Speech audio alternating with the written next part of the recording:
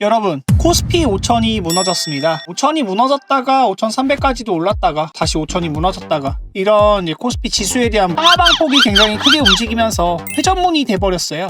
지금 중요한 건 왜 떨어졌냐보다 딱 이거라고 보시면 되겠습니다. 이게 지금 진짜로 바닥을 다지고 반등으로 가는 길이냐, 아니면 반등하는 척 하다가 더 빠지는 추가 하락장이냐. 오늘은 전문가처럼 어려운 단어를 늘어놓고 설명하기보다는 누구나 일상에서 겪어본 상황으로만 좀 풀어서 설명을 해드리겠습니다. 그리고 마지막엔 이 세 가지만 확인하면 되는데 체크리스트까지 해서 결론까지 말씀드리겠습니다. 지금 시장은 이렇게 이해하시면 되겠습니다. 한국 주식만의 문제가 아니라 바깥 환경이 바뀌면서 돈의 방향이 바뀐 시장이다, 이렇게 이해하셔야겠습니다. 여기서 말씀드리는 바깥 환경이라는 게 뭐냐, 거시경제에서 제일 큰 축은 딱 세 가지로 보시면 되겠습니다. 환율, 달러가 움직이는 내용들이죠. 그리고 금리, 돈의 이유를 말하는 겁니다. 그리고 수급, 외국인이나 기관 투자자들의 수급을 의미하는데요. 누가 살 수 있고 누가 지금 팔고 있고, 이 내용들을 체크해봐야 된다. 이 셋이 한꺼번에 흔들리게 되면요, 지수는 이 숫자에 대한 부분도 있겠지만 심리와 자금 흐름으로 움직이는 경향이 강하다, 이렇게 이해하시면 되겠습니다. 환율은 여행 경비 같은 겁니다. 환율을 가장 쉽게 비유하면 이거라고 말씀드릴 수 있겠는데요. 해외여행 가려고 하면 달러 환전해 본 적 있죠. 어제 1,300원이던 달러가 1,450원이 됐다. 그럼 여행을 가더라도 갑자기 비용이 비싸진 느낌이 들잖아요. 주식시장도 똑같다고 보시면 되겠습니다. 외국인 투자자는 한국 주식을 살 때 결국 이 원화로 결제를 해야 되니까 환율이 계속해서 불안하게 움직인다면 그렇게 생각합니다. 주식이 오를 수도 있는데, 하지만 환율이 더 튀게 되면 수익이 환율에서 까먹힐 수도 있겠는데 이 원화가 약해진다는 거죠. 그래서 환율이 흔들리는 구간에서는 외국인이 사기보다 팔기가 더 쉬워진다. 환율은 주식시장에선 환전 비용이 아니라 외국인 자금의 심리 버튼이라고 말씀드릴 수가 있겠습니다. 정리해서 말씀드리면, 환율이 안정화된다, 그러면 외국인 투자 자금들이 다시 들어올 명분이 생긴다 라고 말씀드릴 수 있겠고요. 환율이 불안해진다, 이런 내용들은 외국인이 계속 나갈 만한 핑계거리가 된다 라고 말씀드릴 수 있겠습니다. 다음으로 중요한 내용은 이제 금리에 대한 내용인데요. 금리는 기준금리를 얘기하죠. 대출 이자나 할부금 개념으로 이해하시면 되겠습니다. 금리는 어렵게 생각하지 마세요. 현실에서 금리가 이자죠. 대출 이자가 오르면 사람들은 돈을 덜 쓰게 됩니다. 기업도 마찬가지입니다. 금리가 올라가면 기업 입장에서는 돈 조달에 대한 비용, 부담금이 커지게 되고요.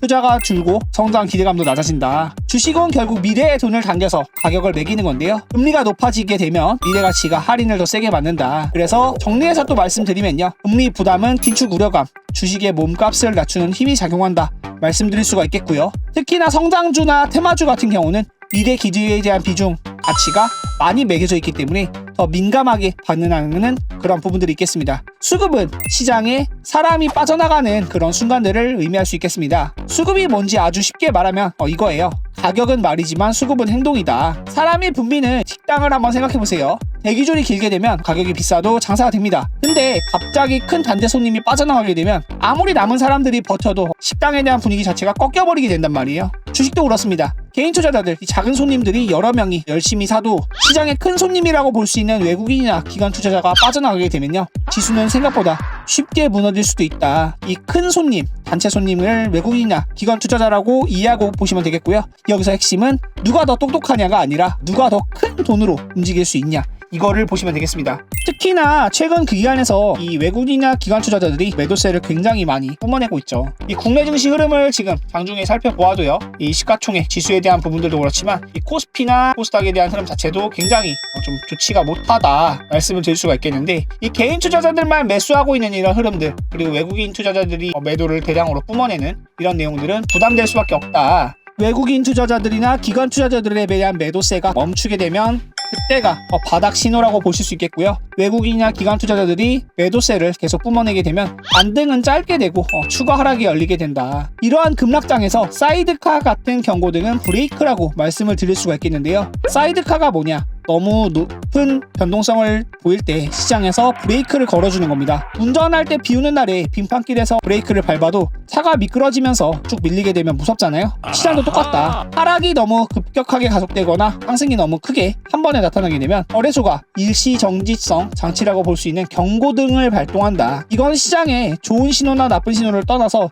시장에 충격이 있고 기계적인 매도가 섞여 있다라는 힌트라고 보시면 되겠습니다. 이런 장은 조용히 빠지는 하락이 아니라 패닉이나 기계적인 매도가 섞여서 변동성이 커지기가 굉장히 쉽다라고 말씀드릴 수 있겠습니다. 그래서 반등장이나 추가 하락장을 여러 번이 생각을 해보시고 현실적으로 판별을 해야겠는데, 제가 말씀드리는 이 세 가지, 가장 중요한 내용들 세 가지만 확인하면 되겠습니다. 환율이 안정되는가, 여행 경비가 진정되는가를 한번 보시면 되는데, 반등장 쪽에서는 환율이 급등했다가 고점을 낮추며 안정되는 움직임이 있다. 만약에 추가 하락이 나타난다면 환율이 계속해서 불안하게 되고 다시 튀려고 하는 이 원화 가치가 떨어지는 내용들이 있겠다. 가장 중요한 내용이 왜 환율이라고 말씀을 드리면, 외국인 수급이 들어오려면 기본적으로 한국 주식이 싸다라는 그런 인식보다는 환율이 어느 정도 안정화되었다라는 내용들이 심리적으로 필요하기 때문입니다. 그리고 두 번째로 중요한 게 이제 수급에 대한 내용들인데, 외국인 투자자들이 파는 매도세가 멈추고 매수세로 변하는지 그 내용들을 한번 살펴봐야 되는데, 이거는 시장의 큰 손님이라고 말씀드렸죠. 반등장 쪽에서는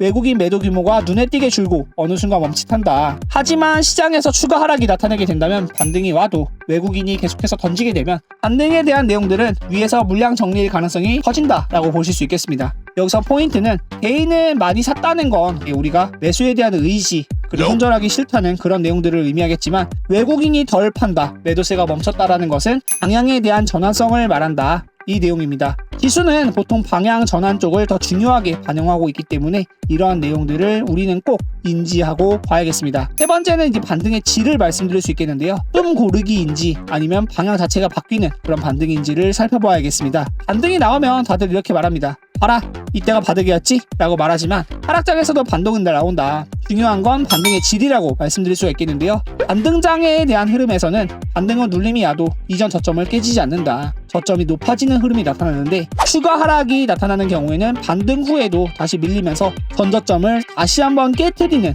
그런 저점 갱신이 나타날 때, 그런 내용들이 있다. 이건 차트에 대한 기술적인 분석에서도 먹히는 내용이지만 아주 현실적으로 직접적으로 적용할 수 있는 내용입니다. 사람들이 더 불안해지게 되면 아무래도 매도세는 더 나올 수밖에 없는 내용들이고, 다음에 흔들릴 때도 덜 팔게 되는 그런 내용들이 있다. 저점을 깨지지 않는 그런 흐름들이 굉장히 중요할 수 있겠다라고 말씀드리는 내용이고요. 정리하겠습니다. 지금 시장은 반등이 나오냐가 아니라 반등이 지속될 조건이 만들어졌냐가 핵심이라고 말씀드릴 수 있겠는데요. 조건은 복잡하지 않다. 1번 환율에 대한 안정, 2번 외국인에 대한 매도 둔화, 3번 전저점을 지킬 수 있는지, 이 세 개가 맞아떨어지게 되면 반등장은 확률이 올라가게 된다. 반대로 계속해서 이 하나씩이라도 이탈이 되게 된다면 반등이 와도 추가 하락이 열려있는 그런 불안한 반등일 수밖에 없다. 오늘부터는 뉴스를 덜 보고 이 세 가지만 꼭 체크해 보시면 좋을 것 같습니다. 그러면 시장이 흔들리더라도 여러분들의 멘탈이나 투자에는 더 건강한 투자 습관을 가질 수가 있겠습니다. 계속해서 말씀드리는 이 환율, 그리고 외국인에 대한 수급 내용,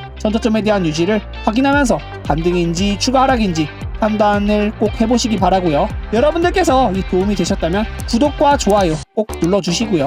이런 시장 분석에 대한 내용들 전문가와 함께 받아보시겠다 하시는 분들은 꼭 댓글 참여도 많이 해주셨으면 좋겠습니다. 댓글로 지금 가장 궁금한 게 환율이나 수급 어떤 내용들인지 댓글로 적어주시면 제가 이러한 내용들, 그리고 기업에 대한 내용들까지 다음 영상에서 더 쉽게 풀어드리도록 하겠습니다. 마지막까지 시청해주셔서 감사합니다. 좋은 하루 되세요.